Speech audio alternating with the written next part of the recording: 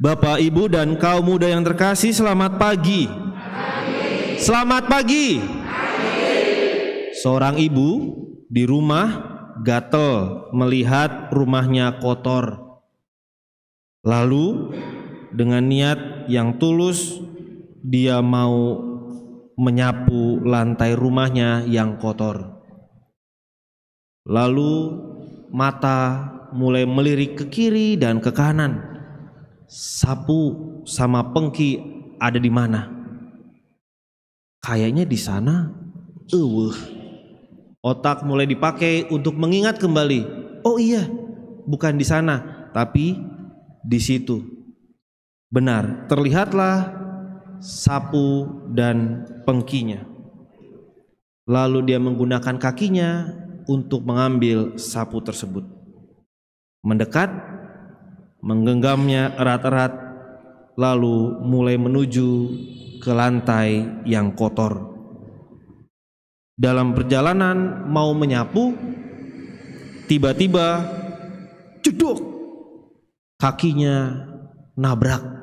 Seperti kayak ibu-ibu suka nyapu di rumah ya, kakinya nabrak kaki meja, jeduk. Akhirnya spontanitas pertama, mulut langsung berteriak, aduh. Lalu dia lihat kaki, alah, berdarah. Dalam hatinya, ini kaki gimana sih? Sudah dikasih mata tapi gak ngelihat kiri kanan. Ada mata kaki kan, tapi tetap nabrak. Aduh, kaki berdarah. Lalu ya sudah, sapu pengki digeletakin lagi, tidak jadi nyapu. Akhirnya kaki melangkah ke kotak obat. Sampai di kotak obat, tangan digunakan untuk mengambil obat merah. Lalu berhenti, duduk, meneteskan obat merah ke kaki yang terluka. Lalu setelah itu jari-jari digunakan untuk membalut kaki yang terluka itu, sambil mulut terus bersyukur, untung aja cuman segini, nggak sampai gimana-gimana.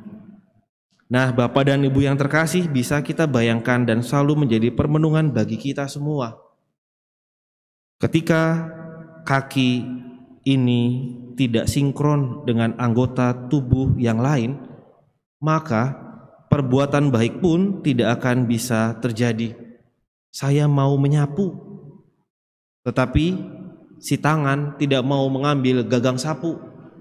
Mau nyapu tapi tangan bilang, nggak mau .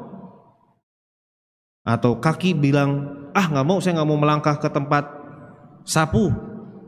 Maka tidak ada pernah terjadi yang namanya hal baik. Pun demikian ketika dalam situasi luka tadi, bisa kita bayangkan ketika kaki terluka, tiba-tiba tangan tidak mau mengambil obat merah,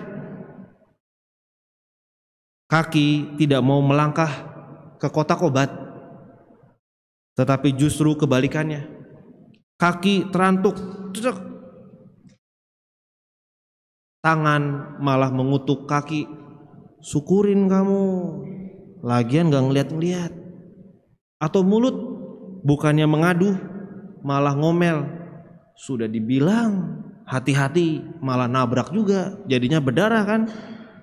Tidak ada yang seperti itu, karena semuanya adalah satu tubuh, sehingga tangan pasti akan mendukung kesulitan yang sedang terjadi pada kaki. Mulut pun juga tidak akan mengutuki kaki. Tangan pun akan digunakan untuk mengobati kaki, karena semuanya satu tubuh. Nah, dalam refleksi hidup yang sama, Rasul Paulus memberikan sebuah pemahaman kesadaran kepada jemaat di Korintus. Saudara-saudara, seperti halnya tubuh itu satu dan anggotanya banyak, semua anggota itu sekalipun banyak merupakan satu tubuh saja. Kamu adalah tubuh Kristus dan masing-masing adalah anggotanya. Maka kesadaran hidup beriman inilah yang menjadi kerinduan Rasul Paulus yang diwartakan terus-menerus kepada jemaat di mana dia berada, untuk selalu mengingatkan, ingat, kita itu satu tubuh. Kita itu satu tubuh Kristus dan kita adalah masing-masing anggotanya. Maka kalau kita aplikasikan kesadaran dan refleksi hidup beriman ini dalam kehidupan kita sehari-hari, maka buahnya sangat indah. Mari kita bayangkan dalam hidup keluarga kita. Ketika dalam satu keluarga sungguh memahami keluarga kita adalah satu, ingat, satu, dan masing-masing adalah anggotanya. Maka ketika kakak dengan adik berantem, orang tua tentu akan mengingatkan, ingat ya, kamu tuh kakak adik, kita satu rumah, satu keluarga, jangan saling berantem sikut-sikutan. Ketika suami dan istri benar-benar menghidupi semangat dan spiritualitas sebagai satu tubuh, akan selalu menjaga dan merawat hidup perkawinan, kata, perkataan, perbuatan di hadapan anak-anak, karena kita satu keluarga. Sekali lagi, tidak mungkin tangan mengutuk kaki, mulut menyumpahi kaki, saling melemahkan. Tidak, kita semua satu tubuh dan banyak anggota. Inilah yang kemudian dirindukan oleh Rasul Paulus kepada para pengikut Kristus. Kalau kita aplikasikan juga dalam kehidupan menggereja, ini juga sangat indah. Kita semua adalah satu tubuh dalam gereja ini. Bukan menjadi kesempatan untuk saling melemahkan, saling mengutuki, saling mengomongi, saling menggosipi. Tetapi karena kesadaran satu tubuh, kita harus saling menguatkan, saling mendoakan.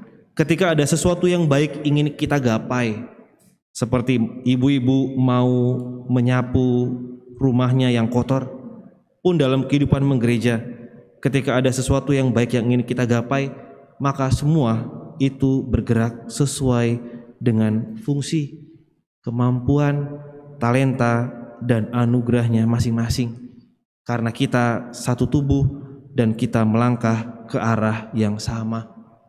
Maka tidak heran kemudian dalam bacaan Injil yang kita dengarkan lewat Injil Lukas, ketika Yesus membuka kitab Nabi Yesaya dan dia menemukan nas lalu membacanya. Roh Tuhan ada padaku oleh sebab ia telah mengurapi aku untuk menyampaikan kabar baik. Maka salah satu kabar baik Injili adalah memberikan kesadaran terus-menerus bahwa kita adalah satu tubuh dan masing-masing adalah anggotanya. Menjadi kesempatan untuk saling melindungi, menjaga, merawat, dan bukan kesempatan untuk justru saling menyakiti dan melemahkan. Untuk apa saya melemahkan tangan kalau toh tangan ini adalah bagian dari tubuh saya? Ketika tangan ini kuat dan dia bisa melakukan banyak hal, kaki pun akan bergembira dan turut bersukacita karena tangan adalah bagian dari anggota tubuh yang sama. Mari kita bergembira dan bersyukur karena kita diberikan kesempatan terus-menerus untuk mewartakan kabar baik ini kepada setiap orang. Kalau ada orang-orang yang seakan-akan tidak memiliki kesadaran yang sama bahwa kita adalah satu tubuh, saatnya kita untuk mendoakan, saatnya kita untuk terus memberikan kesadaran tanpa henti. Kamu, saya adalah satu tubuh, kita semua bersaudara, kita semua sama, dan ini menjadi tugas kita. Kemuliaan kepada Bapa dan Putra dan Roh Kudus.